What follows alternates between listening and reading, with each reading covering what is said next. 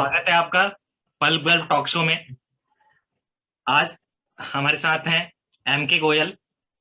Fine artist हैं, painter हैं, singer भी हैं, तो हमें गाना भी गा के सुनाएंगे। तो स्वागत है गोयल जी आपका पल्प गर्ल टॉक शो में। कॉमिक्स थ्योरी से ये एक शो करते हैं हम लोग, जिसमें नए टैलेंट्स, पुराने क्रिएटिव्स, हर फील्ड से, चाहे पेंटिंग से हो, थिएटर से हो, फिल्म से हो, कॉमिक्स से हो, नॉवल से हो, पत्रिकाओं से, बाल पत्रिकाओं से हो, तो जो रचनाकार है उनको बुलाया जाता है, उनसे बातें की जाती है, उनके बारे में, उनके एक्सपीरियंस और उनके विचार जाने जाते हैं। तो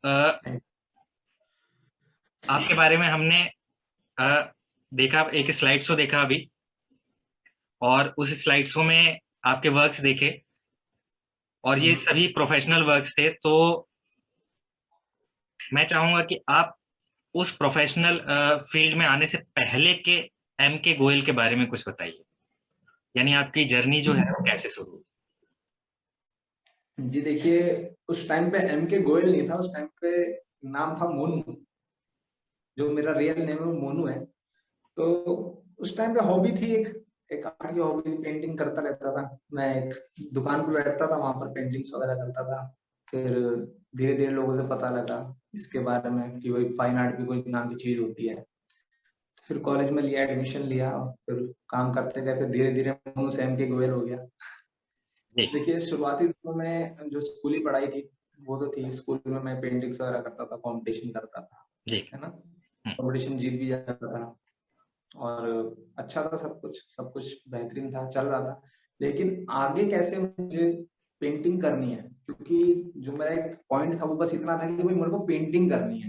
हम्म। मेरे को नहीं पता था कि कोई फाइन आर्ट होती है और ऐसे कुछ डिग्री भी होती है इसकी। ये सब कुछ नहीं पता था। टीचरों से बहुत ज्यादा गाइडेंस नहीं मिला मुझे। जी। 10th के बाद कोई फाइनेंशियल कंडीशन की वजह से मुझे पढ़ाई छोड़नी पड़ी। हम्म। मेरे पापा की शॉप थी, हम्म। हम दूध का काम करते थे बेसिकली। हम्म। तो वो काम करते थे हम लोग। तो 12th 11 12th मैंने दुकान में बैठकर ही करी, और साथ के साथ मैंने एक पेंटिंग का सब्जेक्ट ले लिया था 12th में। तो वो मेरे फायदेमंद रहा, क्योंकि 12th में अगर मैं रेगुलर करता तो पेंटिंग नहीं मिलती मुझे। तो मैंने उसमें सब्जेक्ट लिया पेंटिंग का, और फिर मुझे पेंटिंग करने की एक वो मिल गई कि हाँ भाई मेरा पेंटिंग सब्जेक्ट है, मैं पेंटिंग भी करा करूंगा। पापा का ऐसा था, उनको ज्यादा पसंद नहीं था आर्ट वार्ट। उनको लगता था क्या हो गया इसके बच्चे, भूखे मरते हैं पेंटर। उनका ये मानना था। सड़कों पर चला चल के काम वाम करते हैं, और ऐसे वैसे उनकी हालत होती है। तो उनका जो पॉइंट ऑफ व्यू था वो कुछ ऐसा था। अब 12th के बाद मुझे पता लगा, एक साइबर कैफे था, वहां जाके मैं ना प्रिंट निकलवाता था पेंटिंग्स के, और उनको बनाता था। जैसे घोड़ा निकाल लिया, है ना, कुछ सीनरीज की इमेजेस निकाल ली, क्योंकि मोबाइल फोन्स तो थे नहीं। ऐसे जाके कैफे पे 1-2 घंटे बैठ के वहां से इमेजेस निकलवाता था, और उसको प्रिंट करा के उसको ड्रॉ करता था, बनाता था। तो एक दिन उस प्रिंटर ने पूछ लिया, उस कैफे वाले ने पूछ लिया कि कर दिया इसका? पेंटिंग करता हूँ। तो उसने बोला दिखाओ मेरे को क्या करते हो। मैंने उसको दिखाया, तो उसने मुझे बताया कि ऐसे ऐसे कॉलेज है, और ऐसे ऐसे वहां जाओ, उसकी डिग्री होती है, कोर्स होता है, पूरा पूरा ये होता है। तो मैं गया, 12th जैसे ही मैंने क्लियर करी उसके बाद में पहुंचा वहां पर। तो वहां पे जाके पता लगा कि भाई हम तो कुछ भी नहीं कर रहे हैं। मेरी जो आर्ट है वो तो बिल्कुल रद्दी है। एक ढेले भर का आर्ट नहीं करता हूँ मैं तो। अगर एक बहुत इंटरेस्टिंग स्टोरी अगर मैं उसको बताना चाहूँ तो ऐसे है कि मैं जब मैं फर्स्ट डे वहां पर गया, तो मेरे को एक लड़का मिला था, उमेश माथुर। उसकी ड्राइंग देख के मैं पागल हो गया। पागल हो गया, इट्स लाइक जो उसने बना रखा था वो ऐसा लग रहा है जैसे पेपर से निकल कर बाहर की तरफ आ रहा है। तो मैंने उसको पूछा, मैं भाई ये कैसे करते हो? कह रहा सब हो जाता है, ये पेंसिल यूज करो, यूज करो, कह रहा सब हो जाता है। मेरे को कहा भाई मेरा भी आर्ट देख लो यार, मैं भी कुछ करता हूँ। तो मैंने उसको जब दिखाई अपनी फाइल, तो उसका एक जो आंसर है वो अभी तक जो मेरे माइंड में वो ये है। उसने देखते ही बोला कि तुझको ड्राइंग क्या आता है? और भाई मैं सन रह गया, मैं कहा यार ये क्या बोल रहा है। है ना। तो कुछ ऐसा था। अब मैं वापस आया कॉलेज से, पहला ही दिन था, मैं एग्जाम की फॉर्म भरने गया था, और इतना तगड़ा डिमोटिवेट हुआ बस उसकी एक बात से। और आया सीधा साइबर कैफे वाले के पास गया। कर क्या हुआ, तोते उड़ गए तुम्हारे? देख कर। मैं कहा हम तो कुछ भी नहीं कर रहे हैं, बहुत बकवास करता हूँ मैं तो ये। अब था, मैं डिसअपॉइंटेड था अपने आप से ही, था कि मैं यार हम तो कुछ भी नहीं आता हम लोगों को, तो ये है वो है। तो अब वही दुकान पे बैठ के अपना रोना रो रहा था, पेंटिंग कर रहा था, क्योंकि 1-2 दिन बाद, 5 दिन बाद एग्जाम था। अब उसके बाद कुछ ऐसा होता है, मेरी दुकान पे मैं काम कर रहा था, एक इंसान आता है पनीर लेने। पनीर लेने आता है, वो देखता है मुझे कि भाई क्या कर रहे हो। उसने मुझसे पूछा क्या कर रहे हो भाई, मैंने उनको बताया कि ऐसे ऐसे कॉलेज है। उनका कहाँ पर? हाँ, कॉलेज ऑफ आर्ट। कह रहा एग्जाम दे रहे हो? हाँ दे रहा हूँ। कह रहा अच्छा चलो दो, मुझे बताना क्या हो रहा है। तो सडनली वो इंसान मेरे पास दोबारा आया, है ना, अपना पनीर वनीर रख के घर पे, फिर दोबारा आया। उसने मुझसे पूछा भाई क्या करना चाहते हो, ये वो फलाना, क्या ड्राइंग कर रहे हो। उन्होंने मुझको बताया कि भाई पोर्ट्रेट क्या होते हैं, पोर्टफोलियो बनता है, स्केचिंग क्या होती है, ये क्या है, तो क्या होता है। तो ऐसे सरसरी निगाह में वो इंसान मुझसे मिल रहा था उस टाइम पे, मेरे को थोड़ी हेल्प मिल रही थी। मैंने एग्जाम दिया, एग्जाम देकर आया मैं, और लकीली मैं फेल ही हुआ उसमें, और फेल ही होना था क्योंकि उस लाइक की आर्ट मेरी थी नहीं। अब उस इंसान का मेरी जिंदगी में बहुत तगड़ा इम्पैक्ट पड़ता है, क्योंकि उस इंसान ने मेरे को एक बुक दी थी जिसका नाम है लाइफ लाइक हेड। ठीक है, तो उसमें क्या पोर्ट्रेट बनाने सिखाने थे, पोर्ट्रेट सीख पोर्ट्रेट की किताब थी वो। ठीक है, तो उस बुक को मैंने बहुत अच्छे से रिवाइज करा। उसमें क्या टेक्निक्स दे रखी हैं, कैसे शेडिंग होती है, और कैसे ब्लेंडिंग होती है, कौन सी पेंसिल यूज होती है। मुझे तो अब तक पता था कि पेंसिल जो वही अप्सरा की हम यूज करते हैं वही होती है। उसके बाद मुझे पता लगा कि कोई स्टेडलर नाम की भी पेंसिल होती है, ब्लेंडिंग टूल्स होते हैं, इरेजर होती है तरह तरह की, और स्केचिंग क्या होती है, स्केचिंग को लेके फिर कैसे हम डेवलप करते हैं। फिर क्या, मैं उस किताब को कंटिन्यूसली पकड़ के मैं धीरे धीरे काम करता रहा। और वो इंसान बार बार आता मेरी दुकान पे, और देख मेरे को देख के अप्रिशिएट करता है कि हाँ अब ये कमी है, अब ये कमी है, अब इसको ऐसे निखारो, अब ऐसे ठीक करो, ऐसे ठीक करो, वैसे ठीक करो। तो क्या था ना कि जैसे कंटिन्यूसली मैं काम कर रहा था, मैं धीरे धीरे काम इम्प्रूव हो रहा था, इसको मैं बहुत अच्छी तरीके से देख रहा था। अराउंड 6 मंथ के अंदर मेरा काम अच्छा हो गया था, जिसको मैं कह सकता हूँ कि हाँ ये तो काम है भाई। अब तो ये काम बिल्कुल वैसा हो गया था जैसे उस उमेश माथुर का था। तो वो मेरे फेसबुक पे भी अटैच था। जब 1 साल होने को आया तो वो इंसान मुझसे पूछता है कि तू पेंसिल कौन सी यूज करता है अपनी आर्ट में। इसका मतलब ये था कि भाई अब मैं उससे जैसे कंप्लीट कर रहा हूँ, तो उसका काम मेरा काम उसके काम से अच्छा था। तो वो देख के ठीक है, हाँ अच्छा कर रहे हो और अच्छा करोगे, ये वो भी खुश हुआ मैं। ठीक है, अब ये तो और अच्छा करना है। तो ये था कि अब तो और अच्छा करना है। फिर मैंने कॉलेज ऑफ आर्ट में दिया एडमिशन, और इस बार मैंने जामिया में भी दिया। मुझे पता लगा कि भाई जामिया में कोई कॉलेज है, वहाँ भी पेंटिंग वेंटिंग होती है, और मैंने दिया एडमिशन। कॉलेज वार्ड में तो नहीं हुआ क्योंकि मेरी परसेंटेज कम थी, शायद यही रीजन रहा होगा, और मेरा जामिया में एडमिशन हो गया। और फिर धीरे धीरे कॉलेज के अंदर जो माहौल था वो ठीक था, जैसा मुझे कहीं और का काम कैसा होता है, लेकिन कॉलेज का तो ऐसे ही था। टीचर एक होमवर्क के नाम पे काम करवाते थे, और हम लोग करते थे। सीखने को मिला लोगों से, टीचरों से ज्यादा सीनियर्स से सीखने को मिला। जो हमारे सीनियर्स थे उनसे बहुत कुछ हमें सीखने को मिला, है ना। जो टेक्निक्स थी बेसिकली उनको ये ऑब्जर्व करके ही हमने जो है सीखा काम को, और अब धीरे धीरे करते जा रहे हैं काम। बहुत इंटरेस्टिंग जर्नी रही। मैं ये पूछना चाहूंगा, आप कहाँ पे रहते थे और कौन सी इलाके में रहते थे? मैं दिल्ली में एक जगह है जय विहार, हम्म। हम्म। वहां मैं रहता था। हम्म। और थोड़ा अच्छा, मतलब आर्ट से रिलेटेड वहां पर ऐसा कुछ भी नहीं है। हम्म। लोग जानते नहीं आर्ट होता भी क्या हम्म। है ना। वो इतना पता कि आर्टिस्ट बहुत कमाते हैं, आर्ट आर्ट, पर आर्ट के बारे में कुछ पता नहीं है कि कैसे हो रहा है, क्या हो रहा है, कैसे करना है, हम्म। क्या नहीं। कुल जय मिलाकर विहार। अगर, और दुकान आपकी कहाँ पर थी? अच्छा दुकान थी मेरी हरफुल विहार में। हरफुल विहार। एक इंटरेस्टिंग बात आपको हाँ। बताता हूँ, जय विहार, हरफुल विहार और नजफगढ़, इस इलाके में हम्म। बहुत सारे पेंटर्स भी बोल सकते हैं, आर्टिस्ट बोल सकते हैं, अगर इन जनरल आप बोले तो बहुत सारे आर्टिस्ट रहते हैं, जिसमें से 3-4 को मैं जानता हूँ। अच्छा, हाँ, और मतलब एक काफी को एक को प्रोफेशनल मैं भी आर्टिस्ट। जानता हूँ, हाँ, एक एक को को मैं तो भी आप जानता जानते होंगे, हूँ। लेकिन उसके अलावा भी तो काफी मतलब आर्टिस्ट हैं। और ऐसा नहीं है कि बस वही है कि एक लोकेलिटी में जो आपका एक्सपीरियंस रहा, कि बहुत ज्यादा लोग आपको मिले नहीं, इक्का दुक्का लोग मिले और कुछ ने आपकी हेल्प की, आगे आपको मतलब अप्रिशिएट किया।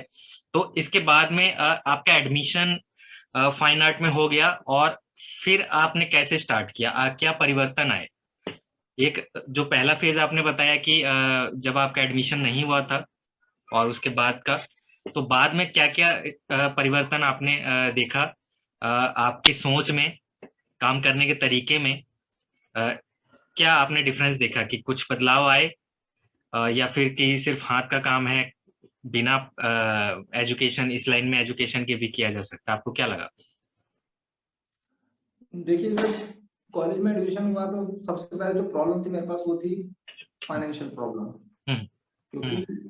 कॉलेज के जो एक्सपेंसेस थे, जो मटेरियल का जो कॉस्ट होता है वो हम्म। हाई होता है काफी। मतलब कैनवास जी। है, शीट्स जी। हैं, हम्म। कलर्स हैं, पेंसिल्स हैं, है ना, काफी कॉस्टली थी उस टाइम पर मेरे लिए। मैं तो बर्डन समझता था कि यार स्टैंडर्ड पेंसिल खरीदूंगा, हम्म। 67 रुपए की, 70 रुपए की पेंसिल आती है, खरीदूंगा। हम्म। और जैसे JVR से कॉलेज जाने का मतलब है कि 3 घंटे बस में निकाल, हम्म। ठीक है, 3 घंटे आने में निकाला, क्योंकि रश बहुत होता था, जाम बहुत होता था। हम्म। तो इस दौरान जो मेरा फाइनेंशियल जो काम निकल रहा था वो निकल रहा था मेरे दूध के काम से। मैं हम्म। सुबह 4 बजे उठ के अपना दूध का काम करता था, और फिर सुबह सुबह बैग पकड़ा और सीधा निकल गया कॉलेज। हम्म। फिर कॉलेज पहुंचता था 10 बजे, फिर वहां पर अपना रोजमर्रा का जो काम वाम किया। क्योंकि दूध के काम में ना ज्यादा मेरी कमाई होती नहीं थी, इतना ही हो पाता था कि मैं अपना कॉलेज जा पाऊँ, थोड़ा बहुत अपना सामान वामान का अरेंजमेंट कर पाऊँ, है ना। एक तरह से मैं उस पे ही डिपेंड था, उस दूध के काम पे ही डिपेंड था मैं। हम्म। हम्म। चल रहा था, सब कुछ चल रहा था। फिर सेकंड ईयर तक आते आते मैंने वो काम करा, और उस काम को सेकंड ईयर के एंड में मैंने उस काम को छोड़ दिया, क्योंकि उस टाइम पे मेरे को आर्ट से रिलेटेड इतने थोड़े से मतलब काम वाम मिलने लग गए थे। फिर मैंने उस काम को जो है छोड़ दिया। मैं कहा इस काम को छोड़ देते हैं, क्योंकि दूध का काम मेरे को आगे नहीं लेके जाना, मेरे को पेंटिंग का काम आगे लेके जाना। पेंटिंग से धीरे धीरे करके मैंने कमाना स्टार्ट करा, इवेंट्स करे, जो इवेंट होते थे, शादी जैसे बड़ी बड़ी पार्टीज वगैरह होती हैं, उसमें जाता था मैं, पोर्ट्रेट बनाता था लाइव स्केचिंग करके। 1000 रुपए के इवेंट के, 1500 रुपए के इवेंट के हमें मिलते थे उस टाइम पर, है ना। और फिर ऐसे एक स्टूडियो था, उसके अंदर मैंने जॉब करी, 250 रुपए पर डे, है ना। तो मतलब ठीक थे उस टाइम पे, 250 रुपए मेरे लिए बहुत थे। बात तो ये है, क्योंकि हम्म। इवेंट का काम भी रेगुलर नहीं मिलता था, है हम्म। ना। जिस दिन इवेंट का काम नहीं है तो और कोई काम तो है नहीं, तो स्टूडियो में जाके वो 250 रुपए पर डे कमा लिए, है ना। हम्म। फिर धीरे धीरे करके जब मेरा काम बहुत अच्छा हो गया, मैंने 400 रुपए पर डे कर दिए, है ना। तो ठीक था, चल रहा था धीरे धीरे। इवेंट के काम के बाद जैसे जैसे काम अच्छा होता गया, वैसे वैसे मतलब पैसे भी आते रहे और कांटेक्ट भी बनते रहे।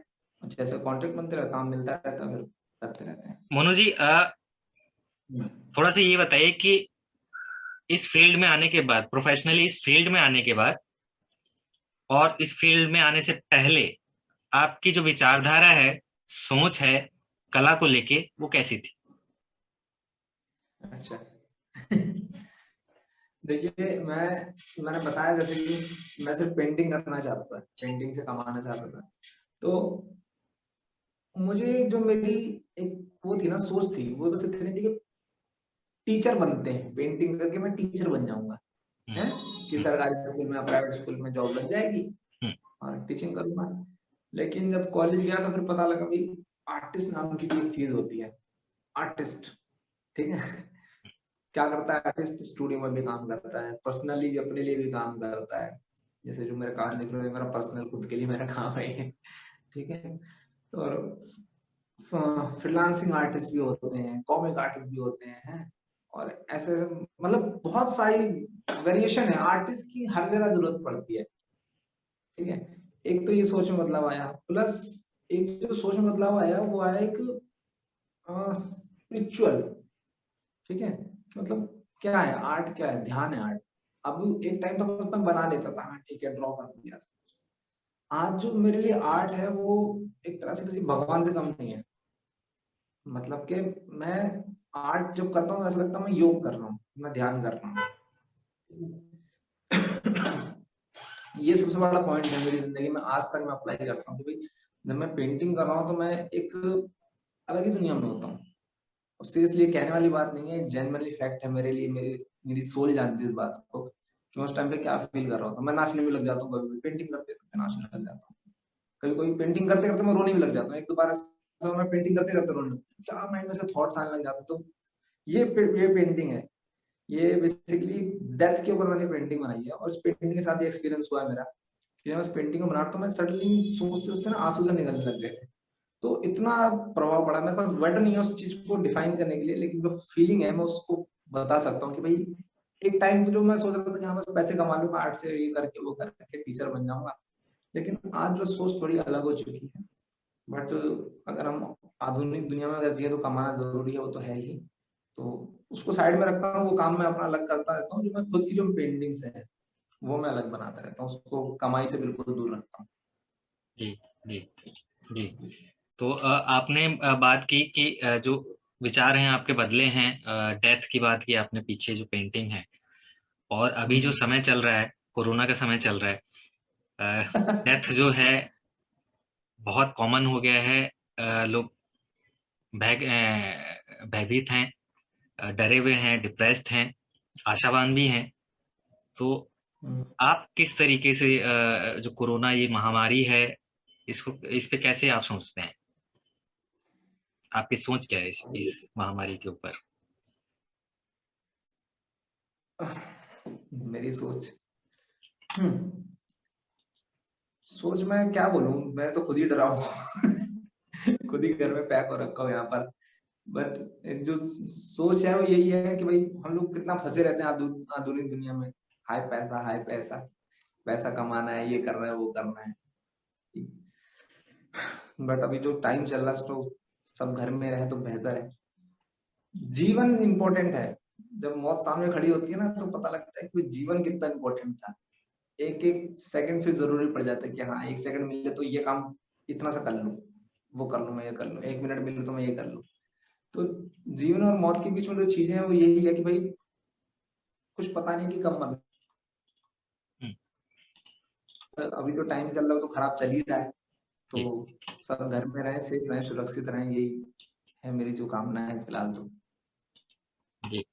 तो एक आर्टिस्ट के रूप में आप किस तरीके से कला को महत्वपूर्ण समझते हैं ऐसे महामारी आपदा के समय में, त्रासदी के समय में?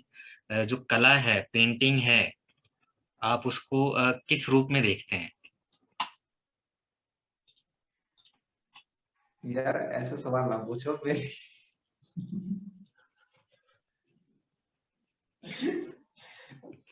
नहीं, पेंटिंग, बताइए बताइए कैसे आप मतलब इसको त्रासदी के समय में आप एक जरिया मानते हैं कि इससे आपको अंदरूनी शांति मिलेगी, सांत्वना मिलेगी, किस तरीके से? क्योंकि आप उस शांति तो मिलती भी है। त्रासदी में हैं और आपने बताया आप खुद घर पर हैं, घर से काम कर रहे हैं, और यानी कि घिरे हुए हैं, हम सभी घिरे हुए हैं इस त्रासदी में, इस समय में। और हम खोज रहे हैं, जरिया खोज रहे हैं अपने मन को मनाने का। सबके अपने अपने जरिए हैं। कुछ लोग वीडियो गेम खेल रहे होंगे, कुछ लोग ड्राइंग कर रहे होंगे, कुछ लोग गप्पे मार रहे होंगे, कुछ लोग गालियां दे रहे होंगे, मेरे कुछ लोग लिए राजनीति कर रहे होंगे। मेरे लिए पेंटिंग तो खैर बहुत इम्पोर्टेंट है। इम्पोर्टेंट है कि अगर बाहर भूकंप में बचाओ तो मैं तो घर पेंटिंग कर रहा हूँ तो हम्म, करते करते मर जाऊं, ये बढ़िया है। हम्म, मैं तो यही चाहता हूँ, हम्म, करते करते मर जाऊं मैं पेंटिंग, हम्म, वही बेहतर है मेरे लिए। हम्म, ठीक है। तो अब कोरोना है तो वो कुछ कह तो नहीं सकते, हो सकता है मुझे भी हो सकता है, किसी को भी हो सकता है। तो लेकिन अपना काम करते रहे हम जो कर रहे हैं शांति से बैठ के, बाहर ना जा सके तो वो ज्यादा बेहतर है। घर में बैठ के काम कर रहा हूँ मैं अपना, जॉय ले रहा हूँ, मतलब मजा ले रहा हूँ, कुछ कोई दिक्कत नहीं है, सब बढ़िया है। हम्म। तो जीवन के बारे में आपने नजरिया बताया, मृत्यु के बारे में आपने बताया अपना नजरिया, और जानना चाहूंगा कि जैसे जो आपने पेंटिंग बनाई है, अ, वो बनाते वक्त, अ, ना बनाते वक्त आप मृत्यु के बारे में कैसे सोचते हैं, क्या विचार रखते हैं? आपका नजरिया क्या है, आपका पर्सनल एक खासकर इस रूप में कि आपकी जो उम्र है अभी, आप बहुत ज्यादा अगर कहें उम्र के नहीं है, फिर भी ऐसे सब्जेक्ट्स पे आप पेंटिंग बना रहे हैं, तो ये बड़ा इंटरेस्टिंग होगा कि आपका नजरिया क्या है इस। नजरिया तो बिल्कुल सही है एकदम। मतलब मौत तो जो सत्य है, ठीक है। और एक बात की खुशी है जो ये है भाई, सब मरेंगे। तुम कितने ही बड़े किले बना लो, हम कितने बड़े बड़े महल बना ले, सब रेत के महल हैं, सब एक दिन लहर आएगी, सब डुबा जाएगा, सब सब बर्बाद हो जाएगा। ठीक है। तो चाहे कुछ भी कर लो, मौत है, वो सही है। तो आप जो कर रहे हो उसको करके अगर आप खुश हो तो आप जिंदगी जी रहे हो। मैं जो ट्रूली मेरा मानना है वो यही है कि अगर किसी काम को मैं करके खुश नहीं हूं, तो वो काम से भले ही मेरे को कितने रुपए मिल रहे हैं, अगर मैं खुश नहीं हूं तो पैसे भी बेकार है। ठीक है। तो सबसे बड़ी जो चीज है वो यही है कि भाई, अगर आप चाहे छोटे छोटे आप कपड़े बेच रहे हो, आप मोमोज की ठेली लगा रहे हो, अगर आप खुश हो, आप, इसका मतलब आप जिंदगी जी रहे हो और बढ़िया जी रहे हो। ठीक है। वो लाखों गुना अच्छी जिंदगी है, उसको अगर आप एंजॉय करो तो सब बढ़िया है। और एक दिन मौत आएगी और आप मरोगे, ये भी जान लो। ठीक है। तो हमेशा अच्छा ही करो, बुरा मत करो, यही सब सीखा है मैंने। है ना। तो यही नजरिया आपको क्या बोलते हैं बढ़िया इसके बढ़िया बारे में। बढ़िया, बहुत अच्छा नजरिया है आपका। तो अभी आपने बात की भौतिकवाद की भी बात की, तो भौतिकवादी जो एक विचारधारा है, अ, कला में उसका काफी खासकर जो यूरोपियन जो वेस्टर्न फिलॉसफी है मटेरियलिस्टिक हम्म। वर्ल्ड की, वो काफी देखने को मिलती है। इंडियन फिलॉसफी भी है। तो एक भौतिकवादी नजरिए की बात अगर हम करें तो कला में उसका क्या महत्व है?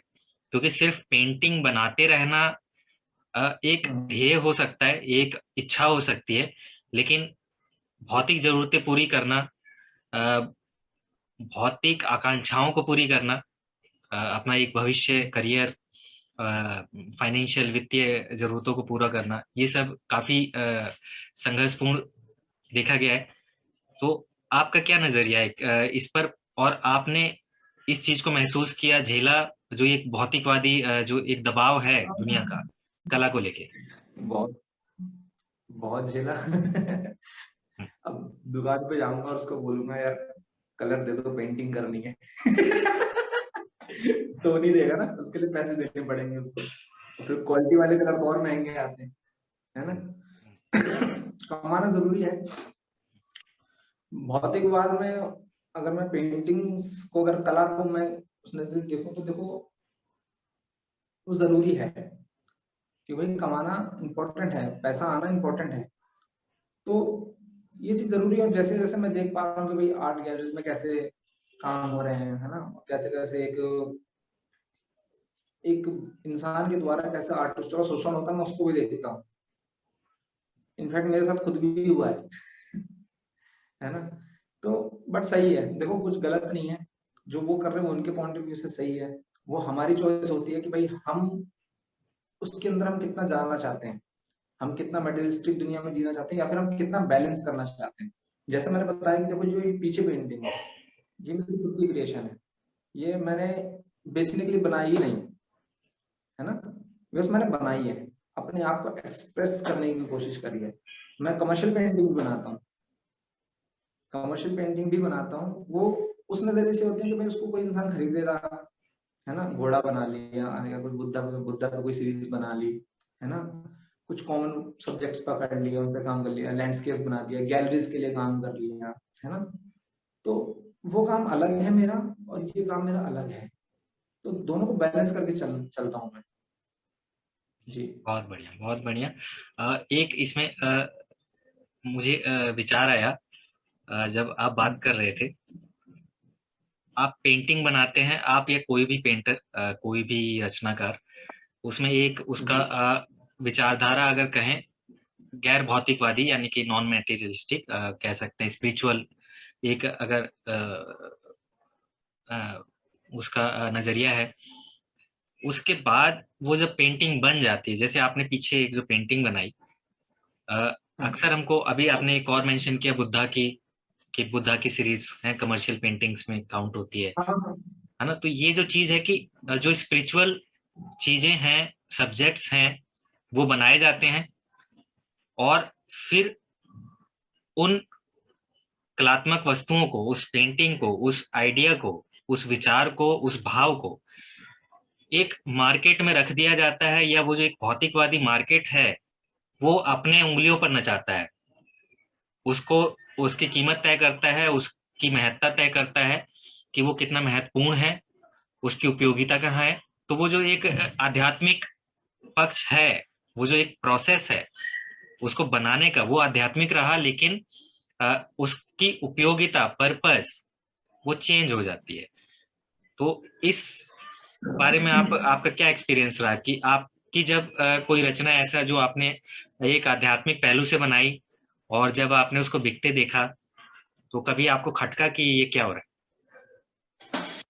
देखिए फिलहाल तो ऐसा हुआ नहीं, क्योंकि आप एक बात बताइए, देखिए आपने कोई पेंटिंग बनाई है, ठीक है, अब वो आपकी मर्जी है कि भाई आप उसकी कीमत डिसाइड करोगे। है? हम्म मैं चाहे उसको 5 रुपए में बेचूं, हम्म मैं उसको 50 रुपए में बेचूं, हम्म 5,000 में बेचूं, 50,000 में बेचूं, फिर 5 लाख या 5 करोड़ में बेचूं, हम्म वो हम्म मेरी जिंदगी है। हम्म वो मैं डिसाइड करूंगा कि भाई मेरे को बेचनी है या नहीं बेचनी है। ठीक है, सबसे पहली बात। हम्म बट क्या होता है, कंडीशंस आती हैं। ठीक है, जैसे मान लीजिए कोरोना काल चल रहा है, ठीक है, पैसा नहीं है किसी आर्टिस्ट के पास। अब हो सकता है एक पेंटिंग हो उसके पास, दिल के बहुत ज्यादा, चाहे कितना ही गरीब हो, एक पर्टिकुलर पेंटिंग हो, उसको कोई खरीदना चाह रहा है, और उसके पास पैसा नहीं हो, पैसा कहाँ से लाए? हम्म पेंटिंग बेचेगा, क्या करेगा वो? कोई सामने वाला खरीदना चाह रहा है, उसके पास पैसे नहीं है, थोड़ा कम दाम दे रहा है, हम्म तो क्या करेगा? मजबूरी में बेचेगा। हम्म, मैंने खुद बेची है ना? जी जी तो ठीक है, अब उसको बेच दिया। अब सामने वाला उसका कैसे यूज कर रहा है, तो देख के थोड़ा सा कभी कभी दुख होता है कि भाई कहीं कहीं इधर भाग रही है पेंटिंग, कभी उधर भाग रही है ना? थोड़ी नामी गिरामी होगी। गैलरी वाले कभी कभी होता भी अपने नाम से बेच दी किसी आर्टिस्ट ने, है ना? भाई मैं आर्टिस्ट हूँ, मैंने आपसे पेंटिंग खरीद ली और अपने साइन करा और उसको बेच दिया। ऐसा भी हो रहा है। हम्म, अब मैं इसको क्या कहूँ, मैं गलत कहूँ या मैं सही कहूँ, मैं पता नहीं, मेरे वर्ड भी इंपॉर्टेंस रखते हैं या नहीं रखते, मुझे समझ नहीं आ रहा। बट अभी जो मुझे ऐसा लगता है कि देखो, गलत सही कुछ भी नहीं है, सब मजबूरी में काम कर रहे हैं। जो वो कर रहा है वो भी सही है, जो आर्टिस्ट ने किया वो भी सही है। क्या करता वो बेचारा? कुछ तो करना पड़ेगा ना। उसको बेचनी थी, उसने बेच दी। जी तो ऐसे चल रहा है सब कुछ, जैसे जी बैलेंस होता है ना, इसको बोलते हैं क्या, जीव जीवत से जीवना, हम्म कि भाई एक इंसान दूसरे इंसान पे दूसरे डिपेंड है। हम्म ऐसे ही चल रहा है ना? जी तो एक मार रहा है, एक मर रहा है, एक जी रहा है। जी तो बेसिकली जो भौतिकवादी संरचना है, ढांचा है, जो सिस्टम है भौतिकवादी, उसमें आध्यात्मिक जो पहलू हैं, जो व्यक्तिगत आध्यात्मिक पहलू हैं, वो खासकर समझौता उनको करना पड़ता है, उनमें बदलाव होता है, उनकी जगह बदल जाती है ना? तो आपने देखा भी है वो सारी चीजें। तो अ, आप जब इस फील्ड में आए, प्रोफेशनली आपने काम किया, तो एक एनवायरनमेंट होता है, एक एनवायरनमेंट मिलता है। आपको कैसा एनवायरनमेंट मिला, वहाँ कैसे लोग थे, उनका क्या नजरिया था, उन लोगों का आपके पर क्या प्रभाव पड़ा, कि अगर कोई आध्यात्मिक बात कर रहा है तो क्या वाकई में वो संजीदा होकर आध्यात्मिक बात कर रहा है, या सिर्फ एक चेहरा है, एक मास्क है जो कि उसने ओढ़ लिया अध्यात्म का अपने भौतिकवादी जरूरतों को पूरा करने के लिए। तो क्योंकि ये जो अलग अलग ढांचे हैं आपस में जुड़े हुए हैं, तो वो एक माहौल बनाते हैं, उसमें एक आर्टिस्ट, एक नया आर्टिस्ट सीखता है कैसे बैलेंस करना है खुद को, अपने काम को, करियर को, भविष्य को, अपनी कृतियों को। तो आपका क्या अनुभव रहा, कैसा आपको माहौल मिला, आपने कौन से माहौल चुने, क्योंकि ये आपका चुनाव है कि आप कहाँ रहना चाहते हैं, कैसे माहौल में रहना चाहते हैं, तो वहां आपके क्या चुनाव रहे, उस बारे में थोड़ा बताइए। बिल्कुल सही बात है। अगर इसको मैं स्टार्टिंग से देखूं तो चलिए मैं कॉलेज से स्टार्ट करता हूँ। मैं कॉलेज जाता था और जामिया मिलिया इस्लामिया मैंने आपको बताया, तो 50% ऑलमोस्ट वहाँ पर मुस्लिम्स हैं, मतलब मुस्लिम्स की कम्युनिटी है, वो लोग काम करते हैं वहाँ पर, और है ना? तो ठीक था, सबके साथ बहुत ही अच्छा था। कॉलेज में जाना, उनके साथ बात करना, रहना, खाना पीना सब साथ ही होता था, सब कुछ बहुत बढ़िया था। अगर एक स्पिरिचुअल एस्पेक्ट में देखूं तो एक भाग दौड़ है जिंदगी में, है ना?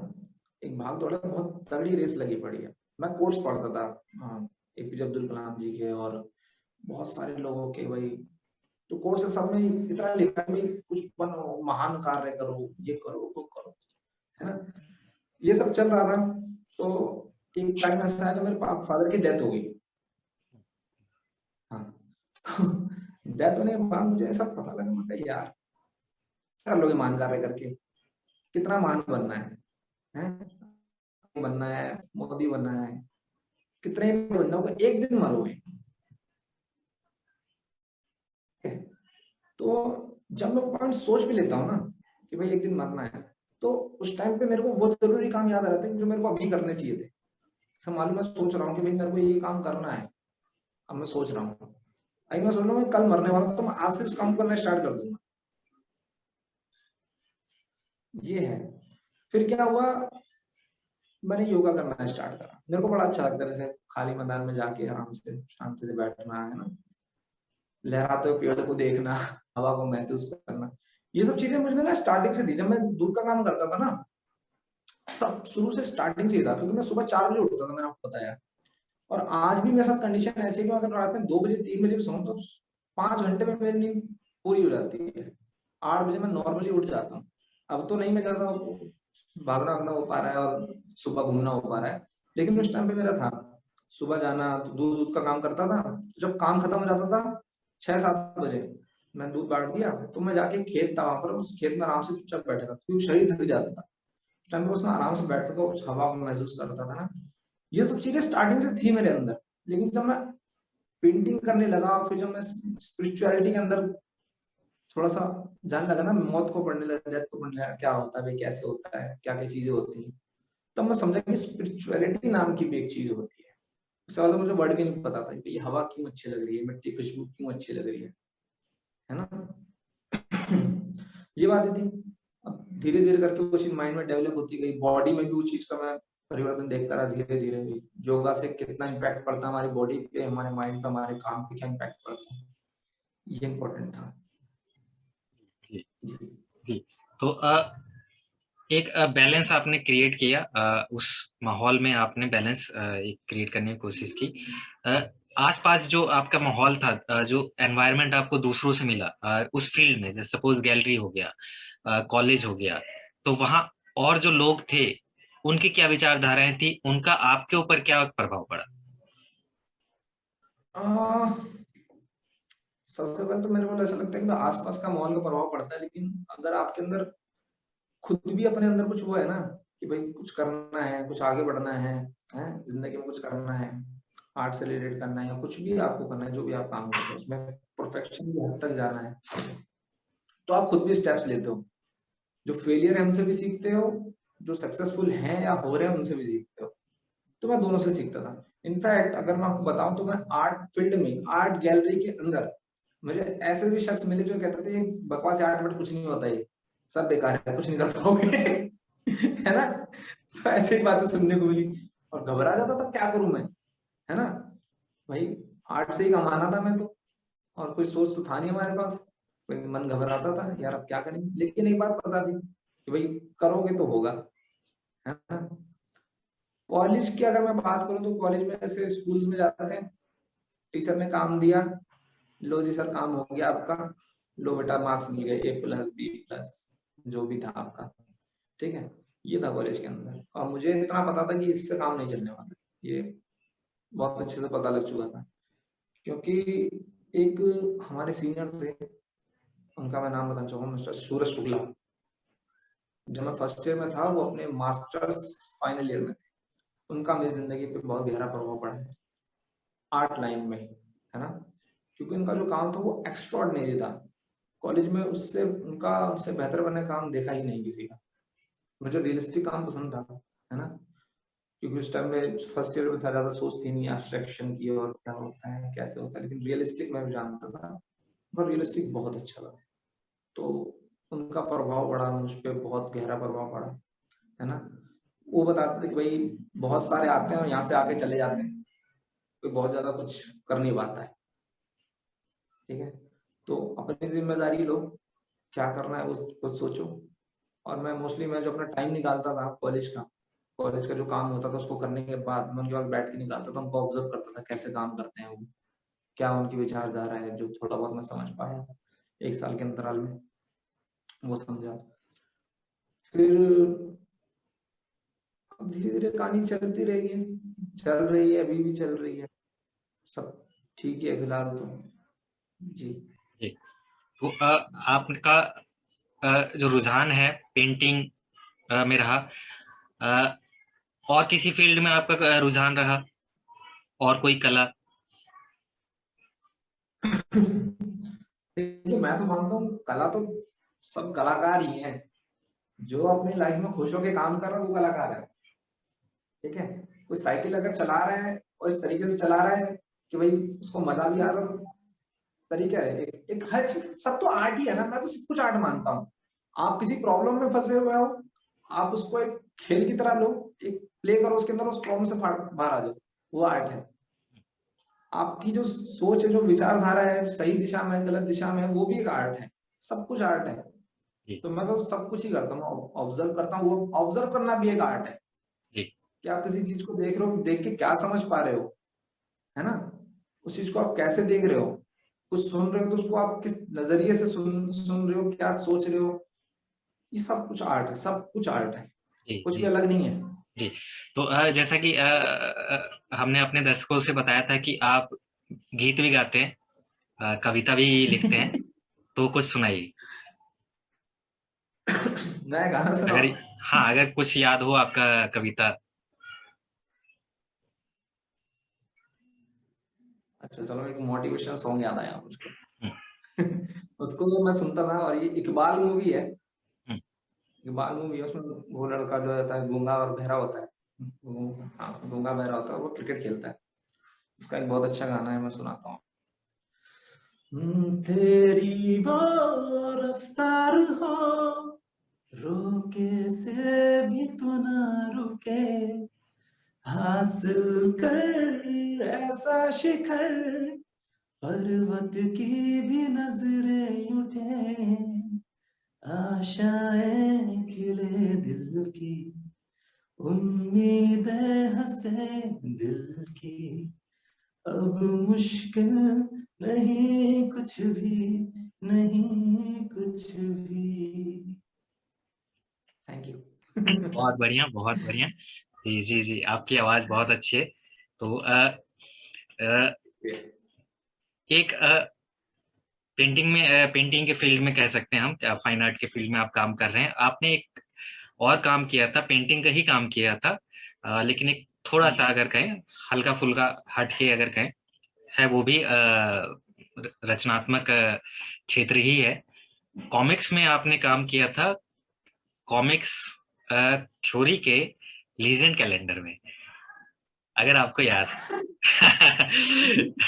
लोगो भी है, तो उसके बारे में बताइए कि काम वही था जो आप जिसमें एक्सपर्ट हैं, लेकिन एक थोड़ा सा अलग फील्ड के लिए था, कॉमिक्स का कह सकते हैं।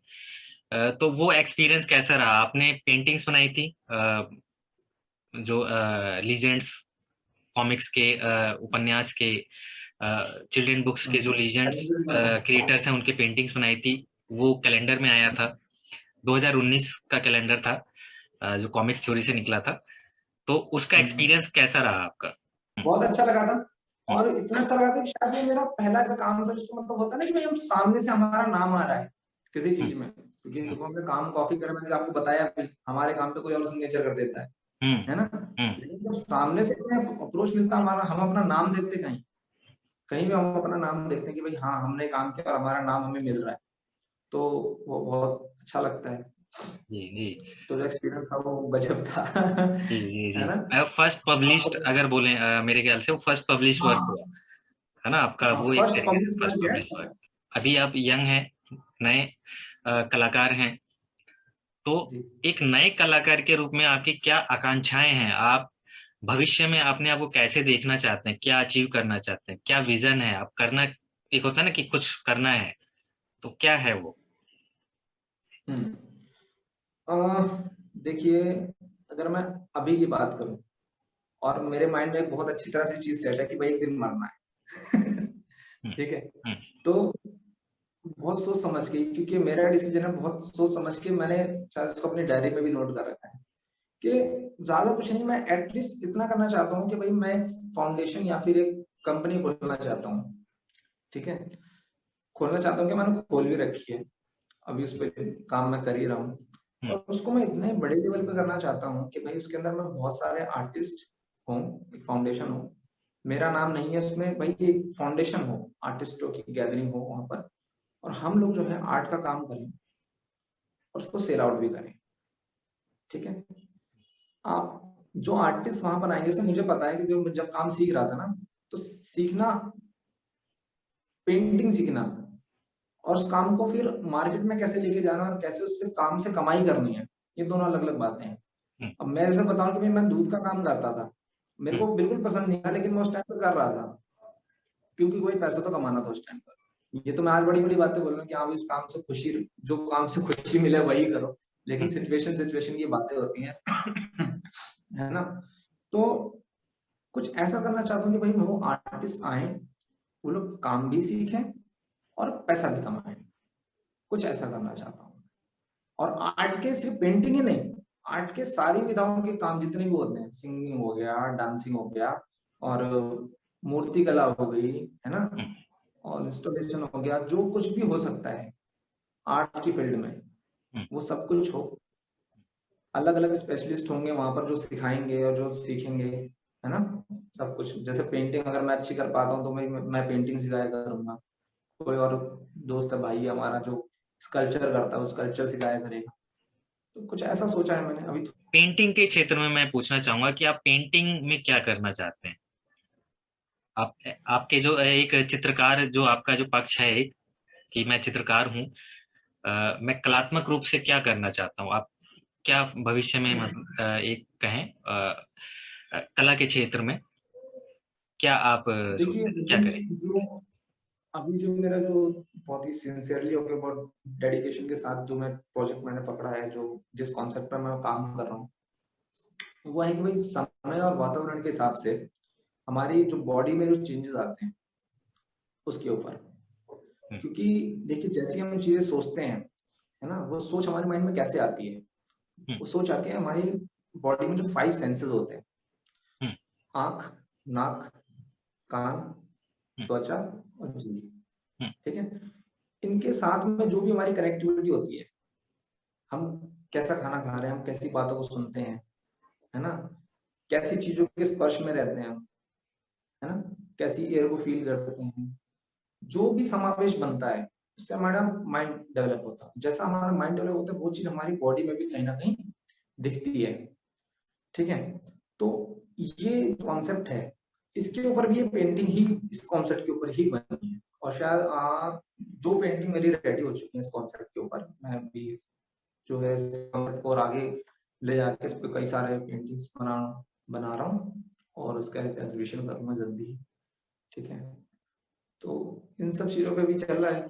बहुत ज्यादा अभी फिलहाल नहीं बता पाऊंगा क्योंकि अभी काम चल ही रहा है, बट इन फ्यूचर में जब इसका मैं एग्जीबिशन करूंगा तो जरूर आपको बता दूंगा। बिल्कुल बिल्कुल, बहुत अच्छा आइडिया है, बहुत अच्छा कॉन्सेप्ट है, प्रोजेक्ट बहुत अच्छा है। फिर से शुभकामनाएं इस प्रोजेक्ट के लिए, और जल्दी हमको देखने को मिले, या फिर सफल रूप में देखने को बिल्कुल मिले। जल्दी भी नहीं, क्योंकि ऐसी चीजों में समय लगता है, देरी नहीं समय लगता है, मेहनत लगती है। तो बिल्कुल। भविष्य में देखेंगे। अ, और मैं जानना चाहूंगा, एक खास सवाल मैं पूछना चाहूंगा आपसे, अंतिम जी। सवाल भी बोल सकते हैं आप इसको। अ, आप इस इंटरव्यू को अगर 10 साल बाद देखते हैं, तो 10 साल बाद के मोनू के लिए आपके पास क्या मैसेज है कहने के लिए? आप उस क्या कहना चाहते हैं? ये टाइम कैप्सूल एक तरीके से, कि आप 10 साल बाद के मोनू के लिए कुछ पहले से ही सोच के आप बोल रहे हैं। अच्छा, देखिए, मैं इतना समझता हूँ बहुत अच्छी तरीके से भाई, आज जो कर रहे हैं, हम जो भी आज कर रहे हैं, हम्म, और जो भी हम आज हैं, हम्म, हमने जो पीछे जो हमने काम करे हैं उसका इम्पैक्ट आगे बढ़ता है। तो जब मैं 10 साल बाद इस कंडीशन में देखूंगा और होऊंगा और इस इंटरव्यू को देखूंगा, तो मैं यही सोचूंगा कि इस इंटरव्यू का मेरी लाइफ में बहुत तगड़ा इम्पैक्ट पड़ा है। ठीक है, आप जैसे इंसानों का बहुत अच्छा इम्पैक्ट पड़ा है मेरी जिंदगी पर। तो यही सोचूंगा मैं। सोचूंगा नहीं, मोनू के लिए क्या मैसेज है, आप क्या कहना चाहते हैं मोनू के लिए, 10 साल आगे के मोनू के लिए? मोनू कुमार गोयल, M K गोयल, उनके लिए क्या कहना चाहते हैं? ये तो सबसे डिफिकल्ट क्वेश्चन मुझे यही लग रहा है। जी जी बिल्कुल डिफिकल्ट है, बहुत पर्सनल भी है। अच्छा, देखिए एम के गोयल जी, आप जो भी कर रहे हैं बहुत अच्छा है, और आप अच्छी तरह से जानते हैं आपके जो विचार हैं वो बहुत नेक है, और बहुत सही दिशा में आप अपनी मेहनत को करते भी हैं। जिंदगी में जो भी मिले हैं और जिन्होंने भी आपकी सहायता करी, उनका ग्रेटिट्यूड मेरे दिल में हमेशा है। और आज आप जो भी हैं इस इंटरव्यू का, और आप जो भी काम जो कर रहे हैं, बहुत तगड़ा इम्पैक्ट आप पे पड़ने वाला है। और ठीक है, थैंक यू। चलिए बहुत बहुत बहुत शानदार। हालांकि कल किसी ने नहीं देखा, लेकिन कल की तैयारी, क्योंकि समय बड़ा विचित्र चल रहा है, फिर भी एक मतलब मतलब छोटा अभी सा आपने तुक्का मेरे को हमने 10 छोड़ दिया भविष्य के लिए। अभी आपने देखो मेरे को 10 साल की प्लानिंग करा दी है। बिल्कुल बिल्कुल। अब मुझे पता नहीं कल मैं सो के भी उठने वाला है या नहीं उठने वाला हूँ। किसी को नहीं पता, किसी को नहीं पता, अब तो खासकर कोरोना के समय में। लेकिन हाँ, एक हमने तुक्का छोड़ दिया कि चलो 10 साल बाद अगर देखेंगे तो हम नहीं तो और सही, और नहीं और तो कोई और देखे तो हाँ। तो कि क्या था, क्या किया, क्या अपेक्षाएं थी, क्या हम कहना चाहते थे, तो एक इस नजरिए से ये सवाल है। तो शुक्रिया आपका पल पल टॉक शो में आने के लिए। बहुत ही शानदार जर्नी है आपकी, और आगे और भी शानदार, जानदार, सफल, और एक कहें हर्षोल्लास से भरी हुई जर्नी रहे आपकी। अ, इसी शुभकामनाओं के साथ में हम विदा लेते हैं। और फिर से मैं एक बार धन्यवाद कहना चाहूंगा। धन्यवाद जी जी थैंक यू। जी।